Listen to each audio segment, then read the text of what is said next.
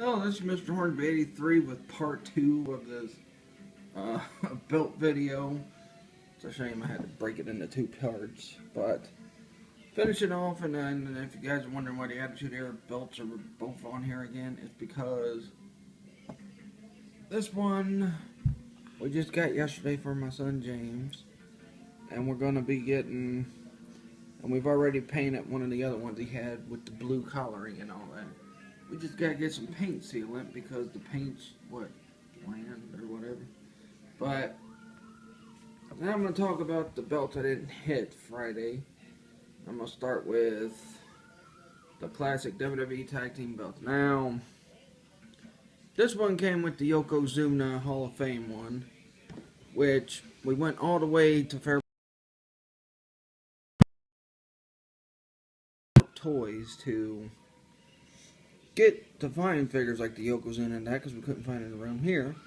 And his son was running the place that they had the Yokozuna, but the Yokozuna, the pack was damaged, and there was only one of these belts in there. So I'll explain where this one came from in a sec. Which I told my son I wouldn't buy it then. Don't buy the figure. If it don't have both the tag belts, then don't buy the figure. But my son really wanted it. I said, you should wait. We'll get it somewhere else. But he wanted it. He didn't care about the having 2 belts, but no. So yeah, that's where that one came. And this one came with the 1-2-3 Kid, which was pretty much Rod Hogan on the freaking shelves and that at Toys R Us. So we grabbed him the 1-2-3 Kid so he can have the other tag belt because this is the first time he's had the classic WWE Tag Team titles. And someone's whistling at me. Alright, then next up, I'm going to go through with the European title, which came with the X-Pac for DX, because at the time we couldn't find Shawn Michaels, and when I look on eBay and all that, it's a very expensive figure, and I'm not going to pay that much for a wrestling figure, that's for sure. I already made that mistake once with the one freaking belt for $50.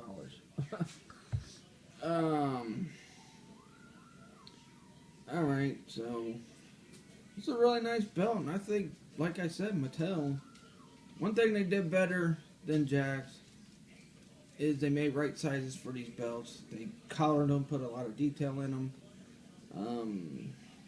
I really like that. The only ones I've had issues with, you heard in the last video, was the $1 Million Championship and the Attitude Era belt. But other than that, every other belt they've done has been good, especially the Winged Eagle ones. So next up, we got the big logo, 3. These go on singles competitors. This came with the Daniel Bryan WrestleMania Heritage that came out a couple years ago. We got that for, yeah, that's the way, yeah. But we got a couple years, we got it recently for our son, and so now he's got the world title, although we had to re-leather that world title. But these are pretty nice too, and these got the scratch logo, and I want to correct myself on a mistake I made on the Penny Tag Team belt. I said block logo instead of scratch logo.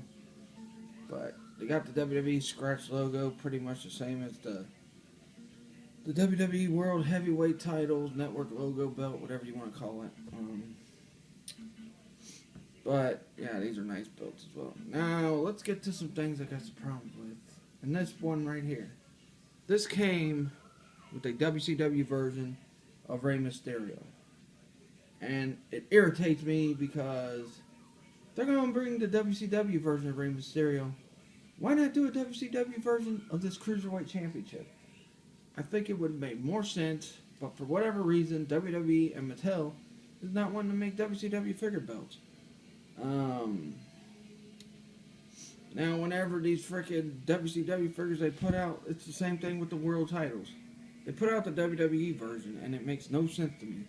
Rey Mysterio, yeah, he had this version, but that's when he was in WWE.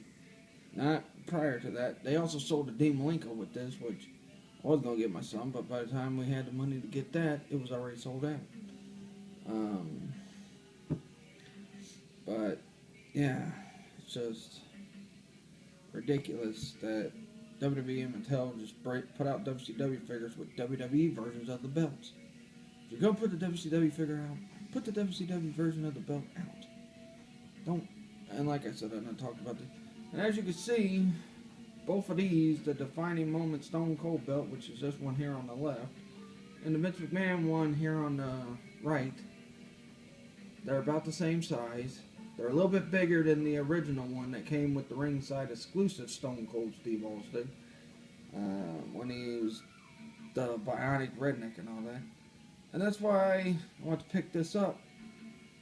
And I wanted to make one, of these versions of this belt with the blue strap, because it did start out with blue strap, and I think it was blue strapped all the way through mid '98, and then it went to the black strap, the standard back strap. But enough about those, because I talked about those on the last video.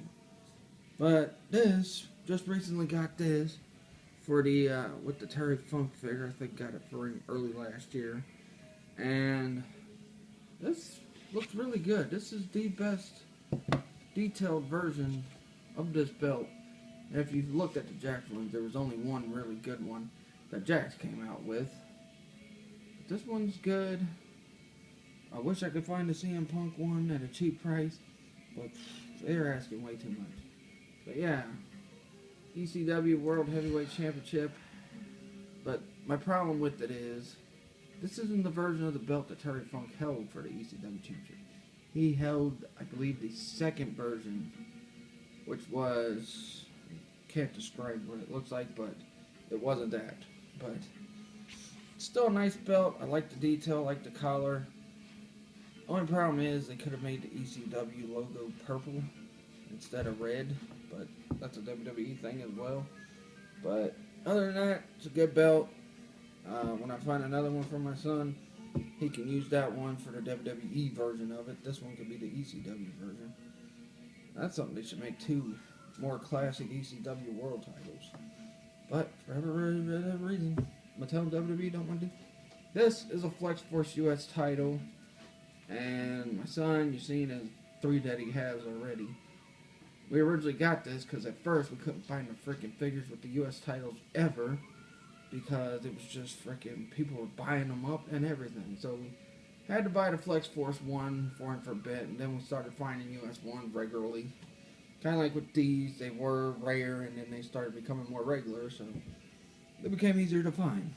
But, and why I'm keeping it around right now is because planning on doing a custom with this and making, like, covering this over and making a WCW version of the US title. And I mean, the strap will be perfect for it and all that. Nice, bendy and flexible, but gotta wait to get some material to do that one. So, I mean, we already made one, but it was for freaking paper with tape on. Alright, this one is one of my, I think I put this in my top 10 of WWE Championship designs.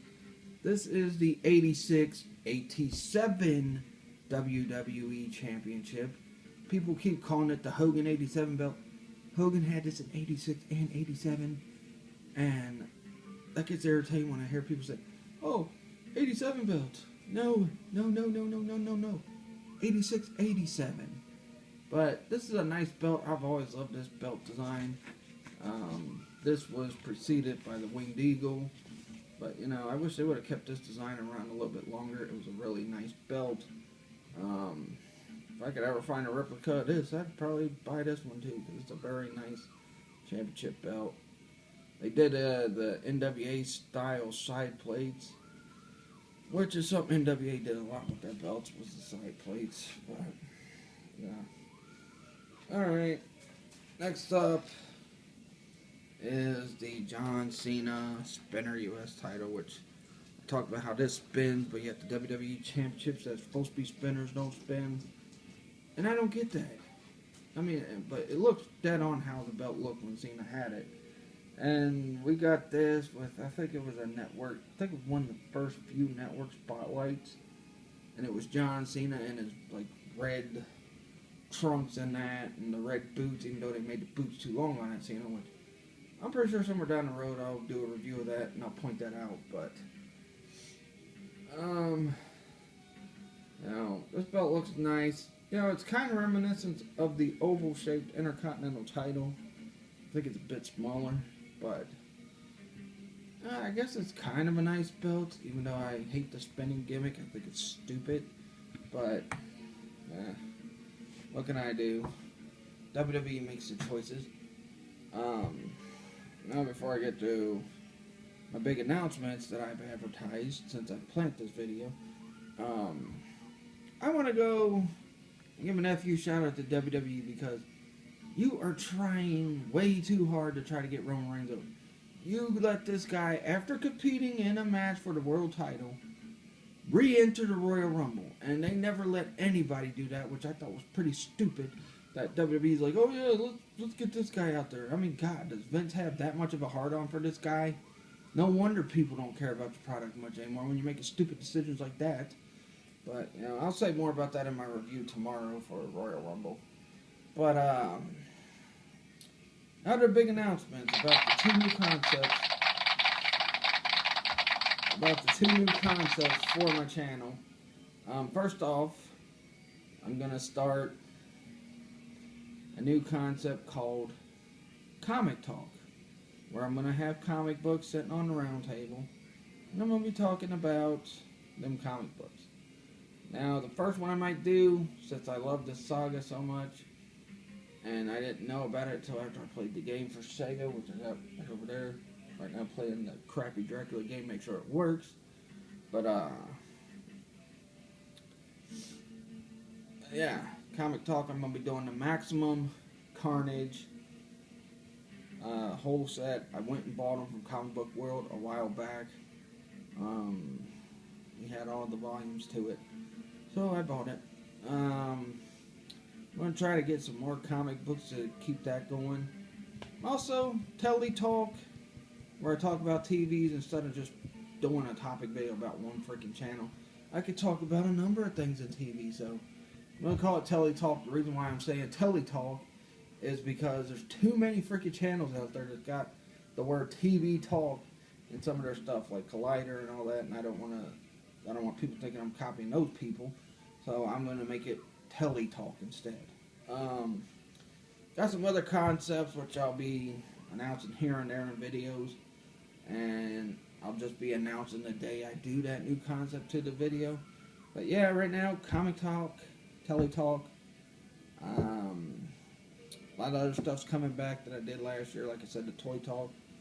I'm going to have a lot of reviews coming up in the next couple weeks because my son got a lot, well, I guess a lot of toy reviews, I guess you could say. Because my son got a lot of new stuff for Christmas. My daughter got a lot of new stuff for Christmas. I'm going to do a review of Pop Vinyls. And I might, you know, I'm going to try to get some more gameplays in. I know I only did like, I think I did 2.